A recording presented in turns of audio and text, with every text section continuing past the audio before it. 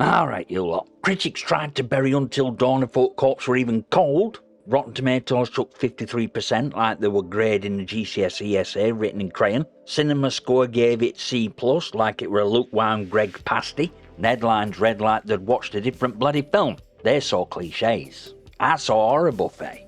And I walked out grinning like a lunatic in a black hat. I braced for a tax write-off disaster, and instead came out giving it an 8.5. And if you trust critics on horror, you deserve every jump scare your bladder can't handle.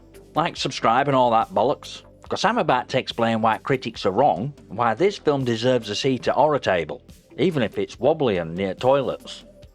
Instinct, right? Critics love to walk into horror flicks like they're expecting Shakespeare in 4K. They sit there with the notepads waiting for next Oppenheimer, then act shocked when film gives them a Cursed Valley and a slasher setup, and a Wendigo chewing faces off. Mate, what did you expect? It's Until Dawn, not a bloody 3-hour meditation on Atom Bomb.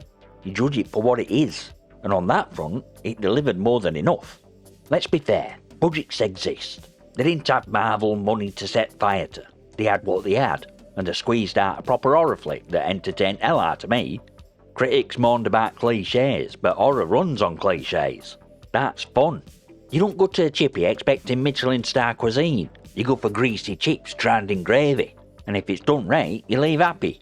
Until Dawn did exactly that. It served horror comfort food, but it actually seasoned bastard instead of handing out frozen shite.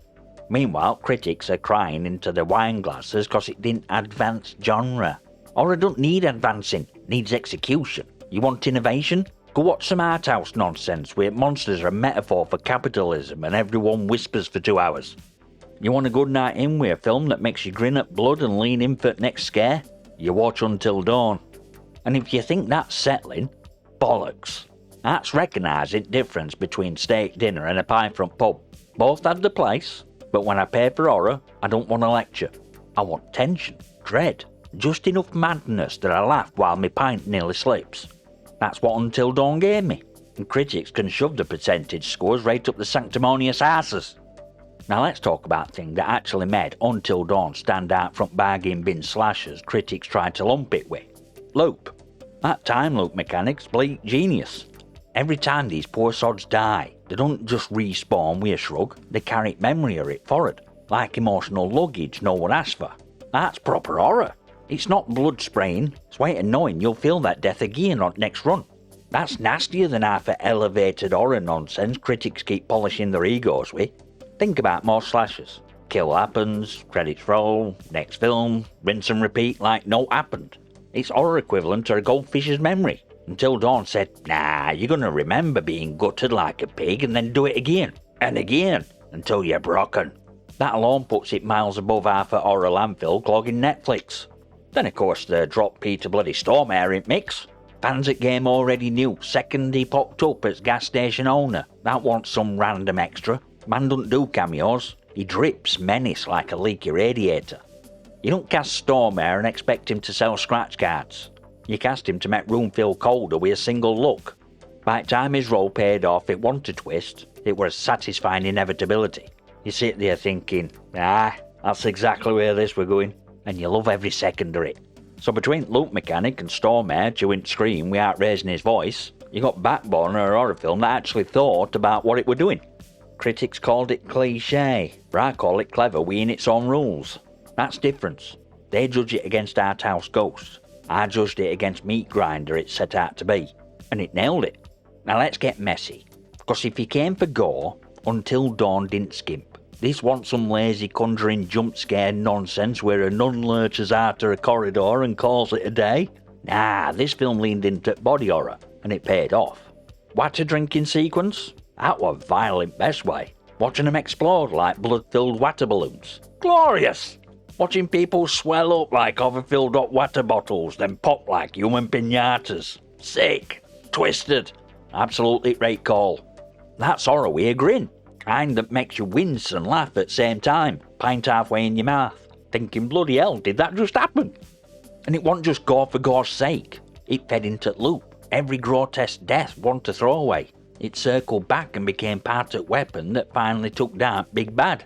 That's poetic justice written in arterial spray, and I'll drink to that. This is what critics missed. They dismissed it as cheap gore, when actually it were doing something smarter. Kills had weight, deaths stuck, and violence were part of the narrative. Compare that to half a horror slop out there where people die and nobody even remembers the names 10 minutes later. Here, every messy end mattered. Every scream came with baggage. That's why it landed. So no, it wasn't terrifying for me, personally. I'm wired wrong. I'm a Lovecraft junkie. I want horror that crawls out at telly and eats me face off. Until Dawn didn't make me shit myself, but it entertained hell out of me. And that's rare enough these days to celebrate. But let's swing axe at cast and adaptation call, because both matter here. First off, credit where it's due. Ji Young-yoo as Megan carried bastard. Every loop, every ounce of pain, she sold it like she were dragging memory of each death forward on her back. That's not just horror acting, that's emotional graft in a genre critics usually sneer at. She grounded film when it could have easily tipped into cheese. Stormare, of course, was Stormare. That's like saying bitter gets you pissed. So again, man could read a takeaway menu and make it unsettling. But real spine at story is you, and she delivered.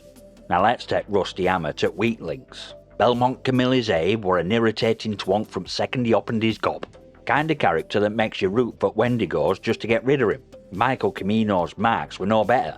Doing lovesick puppy routine until it were full on cringe. Watching him mope around Clover like a rejected extra from Dawson Creek were torture on its own. At one point I wanted to dive into the screen and ant monster a knife myself. If those two had been acted with more bite, this could have pushed closer to a 9. Instead they dragged it down like a couple of flat car batteries. But here's where film actually played it smart. They didn't try to copy it game beat for beat. That would have been a bloody disaster. You try casting someone other than Rami Malek or Aidan Panettiere as their characters and fans would have torched it before first trailer even finished buffering. Instead they went with an original story in the same universe, which what Ray called.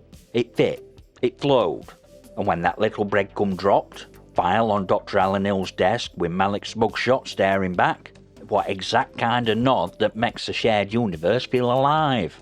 Respect source without being chained to it. So yeah, ensemble wasn't flawless, but it had backbone. An adaptation choice saved it from being slaughtered on sight. Most horror game films get written off before they even start. This and Dodge Curse by sidestepping fan expectations and giving us something fresh. That's not luck, that's good decision making. Here's bottom line. Until Dawn didn't deserve critic kicking it got. 53%. C+. Lazy headlines calling it generic. Bollocks.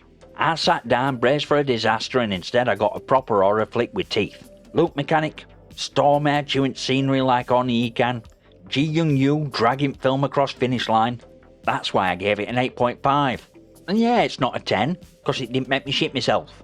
Bollywood's never managed that. That's on them, not me. And this film screams for a sequel. You don't build a cursed time loop, drop Stormare in as Dr. Alan Hill and then walk away after one outing. Horror runs on repetition. And here, repetition is all bloody point. So only a bit daft not to turn this into a series. New victims, new rules, new loops. But Core Mechanic and Stormare tying it together. Done right, that's our anthology goldmine. So critics can shove the 50% back with Sundance shine.